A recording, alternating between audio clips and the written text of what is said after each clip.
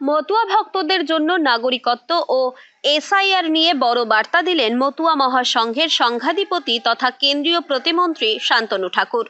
ঠাকুরনগর ঠাকুরবাড়িতে অনুষ্ঠিত হচ্ছে আন্তর্জাতিক মতুয়া গোঁসাই সম্মেলন। অল ইন্ডিয়া মতুয়া মহাসংঘের উদ্যোগে এই অনুষ্ঠানের আয়োজন করা হয়। দেশ জুড়ে ও প্রতিবেশী বাংলাদেশ থেকে বহু মতুয়া গোঁসাই ও ভক্ত এই সম্মেলনে অংশগ্রহণ করেন। সম্মেলনের মঞ্চ থেকে শান্তনু ঠাকুর জানান, মতুয়া সমাজের মধ্যে বিবাহ সহ বিভিন্ন সামাজিক অনুষ্ঠান কিভাবে পরিচালিত হবে সেই বিষয়ে গোঁসাইদের নির্দেশিকা দেওয়াই সম্মেলনের মূল উদ্দেশ্য।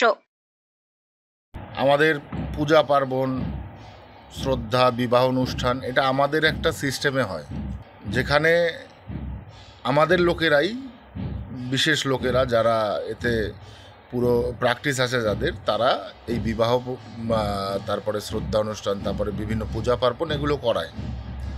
তো যেটা কিনা আমাদের গোসাইদের মধ্যে একটা মানে দ্বিধা ছিল বা একটা কনফিউশন ছিল, যেটা হচ্ছে কোনভাবে করলে হয়। তো সেইটা নিয়েই আজকে পর্যালোচনা এখানে হবে। পাশাপাশি নাগরিকত্ব সংশোধনী আইন সিএএ ও জাতীয় নাগরিক পঞ্জি এনআরসি নিয়ে গুরুত্বপূর্ণ বার্তা দেওয়া হয় মতুয়া ভক্তদের জন্য। তৃণমূল কংগ্রেসের দাবি, এনআরসি হলে মতুয়াদের অনেকের নাম ভোটার তালিকা থেকে বাদ পড়তে পারে। সেই প্রসঙ্গে শান্তনু ঠাকুরের জবাব, সিএ যেহেতু সমাজের সঙ্গে অতপ্রতভাবে জড়িত, এসআইআরও জড়িত, তাই এসব নিয়েও বার্তা দেওয়া হবে যে আপনারা সিএতে আপিল করুন।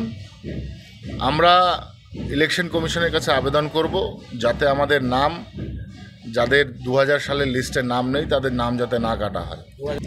তো সেখানে গৃহমন্ত্রীজি অলরেডি ডিক্লেয়ার দিয়ে দিয়েছেন যে যারা শুধু 14 সালের 31 ডিসেম্বর নয়, 24 সালের 31 ডিসেম্বর পর্যন্ত যারা এসছেন তারা ভারতবর্ষে থাকবেন, এদের কেউ বাংলাদেশ বা পাকিস্তান, আফগানিস্তানে পাঠাতে পারবে না।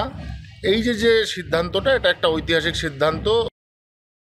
এনআরসি হলে ভুতুরে ভোটার ও রোহিঙ্গাদের নামই বাদ যাবে, মতুয়াদের নয়। তার আরো বক্তব্য, যদি মতুয়াদের কারো নাম বাদও যায় তাহলে সিএ এর মাধ্যমে তাদের নাগরিকত্ব প্রদান করে ভোটার তালিকায় নাম তোলার ব্যবস্থা করা হবে। তার দাবি, প্রায় 1 কোটি ভুতুরে ভোটারের কাটা যেতে পারে নাম। সম্পূর্ণ একটা হচ্ছে ইলেকশন কমিশনের আন্ডারে, আর একটা হচ্ছে গৃহ মন্ত্রণালয়ের আন্ডারে। যেখানে গৃহ মন্ত্রণালয় গেজেট তৈরি করে তারা যখন ডিক্লারেশন দিয়েছেন, তাহলে এসআইআর এর নাম বাদ যাবে। সিএ করা মানে কি? সে সিটিজেন, আর সিটিজেন হলেই সে ভারতের নাগরিক, এবং নাগরিক হলেই তার ভোটার কার্ড থাকবে। তো স্বাভাবিকভাবে এই লোকগুলো তো ভারতের নাগরিক হবে।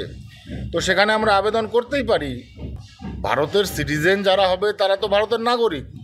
বাংলাদেশি রোহিঙ্গা তো আর ভারতের সিটিজেন নয়, বাংলাদেশি মুসলমান তো আর ভারতের সিটিজেন নয়। ভুয়ো ভোটার, তারা সিটিজেন ছিল কোনো কালে, মারা গেছে তারা। যারা হঠাৎ করে উপর থেকে উড়ে এসে 10 বছর ধরে ভোট দিয়ে যাচ্ছে কিন্তু সে মৃত।